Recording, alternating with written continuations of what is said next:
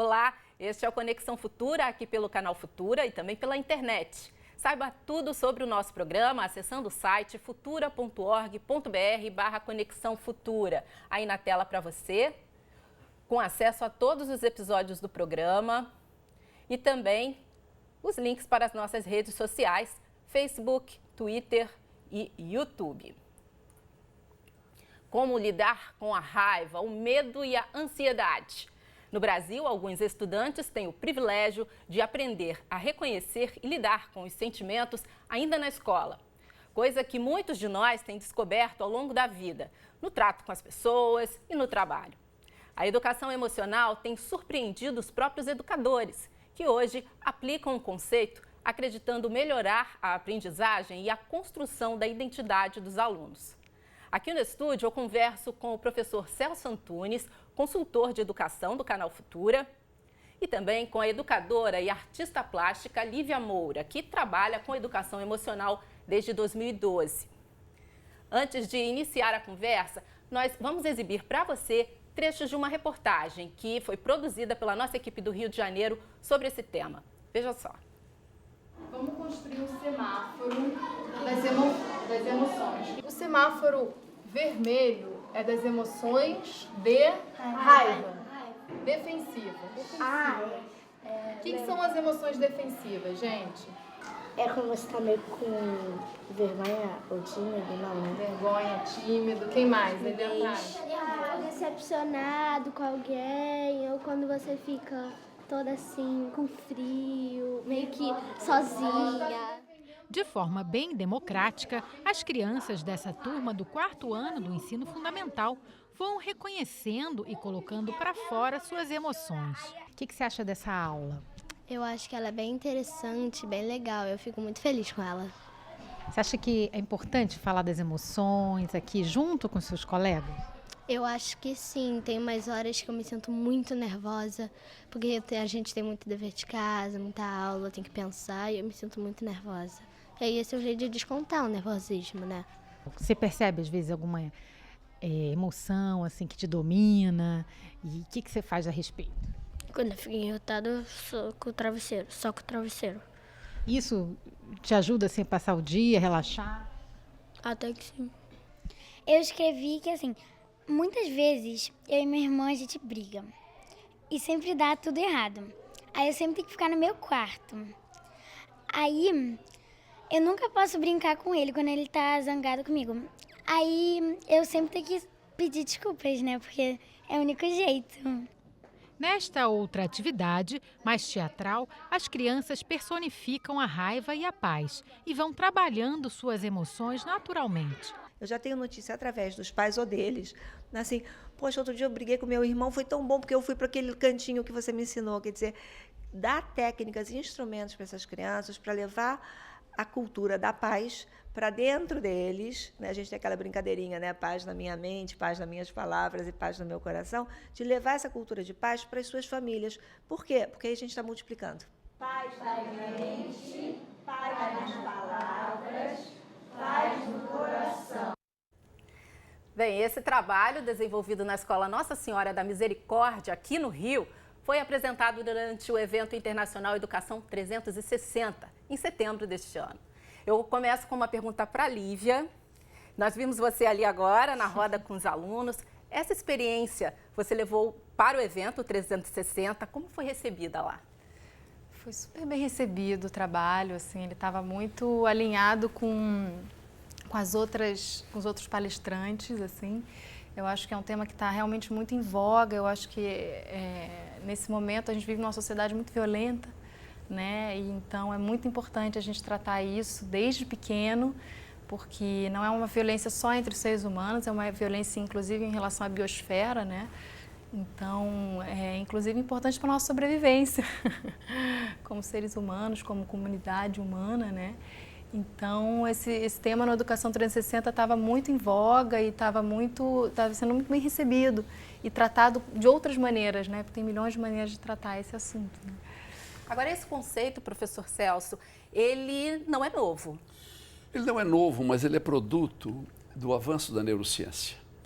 Quando se percebeu que, conhecendo melhor o cérebro e a maneira como o cérebro aprende, se percebeu também que este mesmo conhecimento leva a um controle emocional.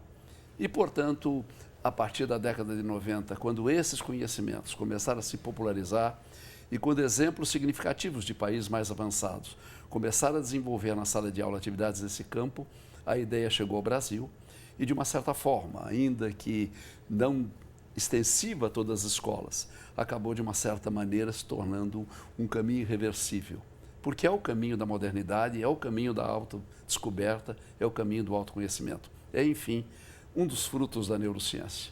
Você mesma, Lívia, não teve contato em sala de aula ou no momento voltado para a questão educação. Foi no momento pessoal que você teve contato com essa ideia? Então, eu trabalhei muitos anos como voluntária em projetos infantis, né? Eu morei no sul da Itália e entre 2008 e 2012 eu participei de mais de 20 retiros de meditação, sobretudo na tradição Zen, mas também ligados a yoga e outras terapias, né? Então, foi a partir dessa experiência pessoal de ter morado uns períodos no mosteiro que eu pensei, poxa, seria fantástico trazer esses conhecimentos básicos sobre o funcionamento da mente, das emoções, da respiração, desde os primeiros anos de vida. E eu acho que isso iria economizar muito sofrimento e muito conflito e violência para o resto da vida pessoal de cada um, como grupo, né? Foi fácil chegar na sala de aula, aplicar isso entre estudantes? Olha, a recepção dos alunos é fantástica, assim, as aulas são catárticas e as crianças, elas sabem lidar com as emoções, elas têm criatividade para saber o que fazer com aquela emoção. Acho que a gente precisa ter esse espaço, dar esse espaço para elas e trabalhar com as linguagens artísticas, né, que é muito importante para as crianças se expressarem através de pintura, de dança, de teatro, enfim. São muitos meios, né? Exato.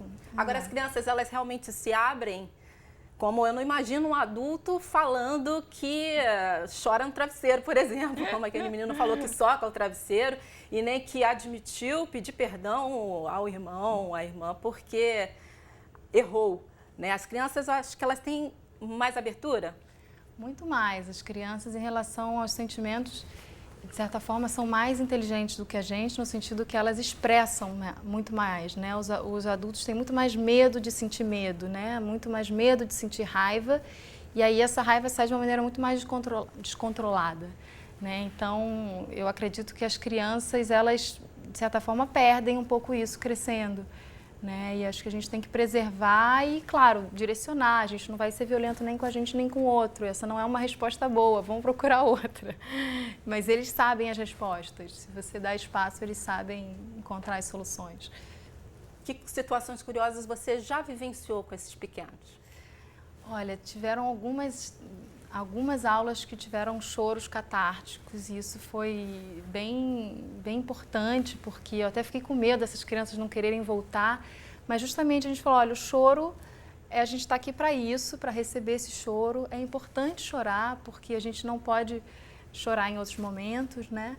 Então, e também catarse de alegria, né? Às vezes durante aulas que estão muitas horas sentados, então os sentimentos eles precisam sair de alguma forma, né? Então, tanto negativos quanto positivos, né? Eu acho que isso dentro da sala de aula é muito revigorante, de certa forma, essas aulas e o que vai surgindo de respostas deles, né? Assim. Qual o desafio para integrar esse conceito na grade escolar? É um desafio e requer a passagem de uma escola instrucional para uma escola verdadeiramente educacional. Porque se nós olharmos a escola brasileira de maneira geral, ela não é um centro de educação, ela é um centro de informações. Informações de matemática, de língua portuguesa, de história, mas é um centro de informações. E quando se trabalha a educação emocional, quando se trabalha a maneira como o cérebro humano aprende, guarda, está se desenvolvendo um sentido verdadeiramente educacional. Não se pretende que aquela criança, que aquele adolescente saia da escola com pacotes de saberes e se sair bem, eventualmente no Enem, mas também que como pessoa ele cresça, que nas suas relações interpessoais ele cresça, que a conviver, que fazer amizades, que preservar amizades, representam capítulos da vida muito mais importante do que a bagagem puramente intelectual.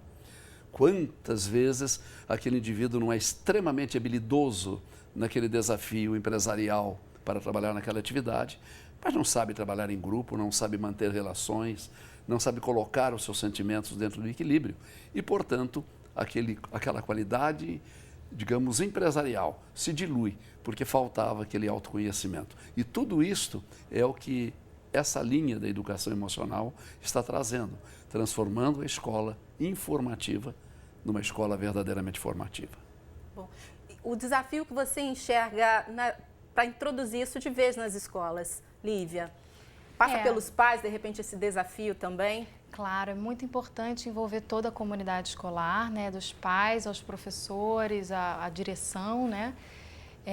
Primeiro de tudo é como o Celso falou, a grade curricular, né? A gente pensa, poxa, a gente vai tirar matemática para dar uma aula de bagunça, uma aula que as crianças vão ficar relaxando e, na verdade, eu acho que esse é o grande desafio, a gente conscientizar da importância, inclusive para o aprendizado, né? Porque as crianças que estão há muitas horas sentadas, elas têm um rendimento muito menor e eu acho que isso é uma coisa mais do que comprovada, né? E quando que as crianças estão relaxadas, puderam se expressar, puderam brincar, botar os monstros para fora, quando elas vão sentar de novo para aprender matemática, elas vão estar com o cérebro muito mais estimulado, muito mais vivo, muito mais aceso do que quando elas estão nervosas, com raiva, tristes, né? Acho que isso é o coeficiente emocional, né? Que a gente tem que calcular dentro do nosso currículo mesmo, assim, né? E como os pais recebem essas atividades? Os pais ficam muito felizes com o relato das crianças, né? Porque as crianças voltam para casa falando o que fizeram e animadas, então isso vai depender do que a criança vai trazer para casa, né? Assim, muitas vezes existe um preconceito por conta dos pais. Isso que eu ia perguntar, eles não questionam, poxa, mas esse tempo de atividade não vai interferir no conteúdo, né? Nos exercícios de matemática, no português, enfim. No Enem, né? Eu acho que sim. Existe muita dificuldade em implementar um projeto como esse por conta disso, assim, da dificuldade ainda socialmente, assim, de ser aceito isso como um estímulo fundamental, né, para o aprendizado, mas para o ser humano em geral, né, para a sociedade, para o meio ambiente, para tudo, né. Até porque, né, professor, como eu comentei no início, normalmente nós adultos aprendemos a lidar com os sentimentos com a vida, no dia a dia, né? Isso não é uma coisa que a gente imagina, vou aprender a lidar com a raiva na escola. E quando aprendemos. Mas eu acho exatamente isso. Um trabalho como esse tem que ser precedido de uma solidariedade muito forte, primeiro entre a equipe docente. Todos os professores da escola compreenderem que aquilo não é uma perfumaria, aquilo não é um momento de lazer, que aquilo tem uma responsabilidade, que aquilo tem um programa, que aquilo se inspira em conteúdos e que tem método. E da mesma forma como envolver a comunidade docente, envolver os pais, antes que eles tragam as suas dúvidas e perguntem o que é aquilo. Manter numa reunião aquela ideia, por que estamos preparando? Nós estamos preparando não apenas o intelectual, mas estamos preparando a pessoa humana. E é claro, se ele não sabe fazer amigos, se ele não sabe se relacionar, se ele não sabe compartilhar, ele nunca vai aprender a aceitar o outro em si. E esse alcance da empatia é um dos caminhos que a educação emocional traz para a escola. O professor também tem que se preparar para isso? Claro, é fundamental que não seja algo que fique restrito em 1 hora semanal, né? É importante que a gente prepara a sala de aula também com um semáforo das emoções, com alguns objetos para as crianças usarem, se precisarem colocar algum sentimento para fora, mas é importante que os professores estejam continuando durante as próprias aulas esse trabalho, né? Para ele render, e aí assim que o trabalho rende, não se uma hora só. Os professores de outras disciplinas também têm que estar preparados para lidar com esses sentimentos, com os questionamentos novos. Exatamente, é para estar nas entrelinhas e naquele horário marcado, né? Mas é fundamental a criatividade dos professores e a capacidade dos professores também de lidar com isso. né? O senhor, professor, enxerga hoje a alfabetização emocional na rede pública? Mais difícil do que a rede particular pela grandiosidade que ela expressa e pelas muitas faces da forma de administração. Não é? Então, é diferente daquela escola particular onde aquele diretor e aquela equipe docente consciente leva o projeto à ação. No ensino público, isso tem que alcançar toda uma rede, mas, de qualquer maneira, é mais difícil, mas não é menos importante. Até porque, talvez, aquela comunidade pública tenha os mesmos direitos de crescerem na dignidade da condição humana do que o aluno da escola privada. Então, não pode ser privilégio de uma classe, de um grupo. Agora, inegavelmente, é mais difícil por uma questão gerencial. A escola pública não está tão voltada aos desígnios daquele mantenedor e daquele diretor quanto a escola particular. Há todo o envolvimento das secretarias, das redes, mas é igualmente importante. Bom, é caro aplicar essas atividades em sala? Você diria isso assim, na prática, para executar essas aulas a custo alto? Absolutamente não, assim, né? Eu acho que o que falta é a vontade mesmo, assim, desse projeto ser implementado, né? Porque os benefícios, inclusive, que isso vai trazer para a vida inteira das crianças é algo, assim, não tem como quantificar, né? Mas é o horário de projetos, você convidar um profissional que possa estar habilitado a fazer isso e pagar aquela hora a aula dele, né? Assim, de maneira que ele possa desenvolver o projeto. Então, eu acho que é mais uma questão de vontade do que uma questão econômica. Isso já facilita pensando em rede pública, né, professor? Mas, sem dúvida, o custo efetivamente é zero. É zero. Evidentemente, existe aquele professor, existe aquele momento. Mas o preparo deste professor não requer nada mais do que uma consciência do que deve ser feito, de trilhar os caminhos que já foram percorridos por outros países. A escola não precisa agregar a si um material suplementar, uma sala, um laboratório suplementar. São recursos que as disciplinas comuns eventualmente exigem para a sua peculiaridade. E, portanto, eu costumo dizer, o custo é zero e os efeitos são admiráveis, são inquantificáveis, né? Pelo menos a longo prazo. Bom, tem como os pais aplicarem isso em casa, darem continuidade? Com certeza. O que a gente vai construindo com as crianças no projeto tem o diário de bordo da viagem ao universo das emoções. Que massa.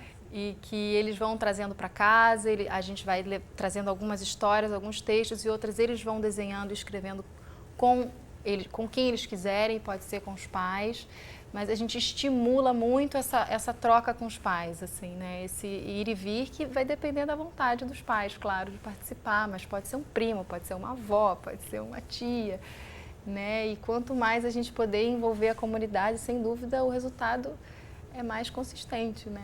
Eles próprios se abrindo para os filhos, né? Tipo, hoje eu não estou bem, ou hoje eu senti isso, aquilo, é a conversa em si. Perfeito. A palavra essencial foi usada, né? É muito comum na cultura brasileira os pais falarem com os filhos. Agora, conversar é muito mais do que falar. Conversar é também ouvir, é interagir, é criar um clima de diálogo. Quando a família convencional fala, né? Tanto que a expressão, já falei 1000 vezes e não adiantou nada, e não adiantará nada se falar 1 milhão de vezes, mas se conversar é muito importante. É muito importante que os pais tenham consciência de que falar é muito mais do que dizer. E conversar é muito, muito mais do que falar. Não é realmente ouvir bastante, é interagir, é caminhar junto. E isso cria laços de solidariedade, cria laços de afeto, que o filho cresce e leva para os seus filhos aquilo que com seus pais aprendeu. Bom, é escutar, né? Escutar. É muito importante escutar os jovens, né? Eles têm muito a dizer, muito mais do que a gente imagina. Bom, é experiência para a vida, então? É uma experiência para a vida, é realmente educar. É perceber que a escola não precisa abdicar do seu papel instrucional, mas ela é um espaço de educação. Porque se nós quisermos melhorar uma sociedade, se nós quisermos criar laços de mais afetividade, realmente o instruir não é suficiente para isso. Precisa educar, precisa falar, ouvir, trocar e abrir as emoções, né? O aluno não é uma pessoa que, ao entrar na sala de aula, despoja-se daquela sua roupa emocional. Ele a carrega em cada momento, em cada instante. E é preciso trabalhar isso, como trabalhar o relacionamento interpessoal, o aceitamento do outro e, em essência, os valores, né? Em que momento a escola trabalha valores? Dignidade, bondade, justiça, né? Muito poucas vezes. Este ou aquele professor, às vezes, abre espaço para um discurso como esse. Agora, se aquilo se instituiu de uma forma sistemática, como é feita, então isso ganha naturalmente resultados que vão levar muito tempo a ser colhidos, mas com certeza serão colhidos. Tá bom. A gente está indo para os minutos finais, os momentos finais do programa. Eu queria encerrar só querendo saber a sua opinião, Lívia. É uma tendência, então? A tendência é que a alfabetização emocional realmente se instale nas escolas? Eu acredito que existe uma grande tendência, eu acho que é inevitável, assim, eu cheguei a essa conclusão de que era importante, de repente vi que várias pessoas também tinham chegado, né? Então as ideias, elas estão no ar, né? A gente está só captando elas. Eu acho que o falta é iniciativas, assim, né? E realmente mexer a grade curricular, mexer o tempo escolar para a gente se voltar mais a isso. Tá bom, obrigada pela sua participação aqui no Conexão Futura. Professor, obrigada mais uma vez. Muito obrigado. Espero encontrá-los em outra oportunidade, mais bate-papo. A você de casa também, obrigada pela participação. Espero que tenha gostado da conversa. O Conexão Futura vai ao ar de segunda a sexta-feira na tela do canal Futura e a qualquer hora do dia e da noite no nosso site, ofutura.org.br/Conexão Futura. Até a próxima!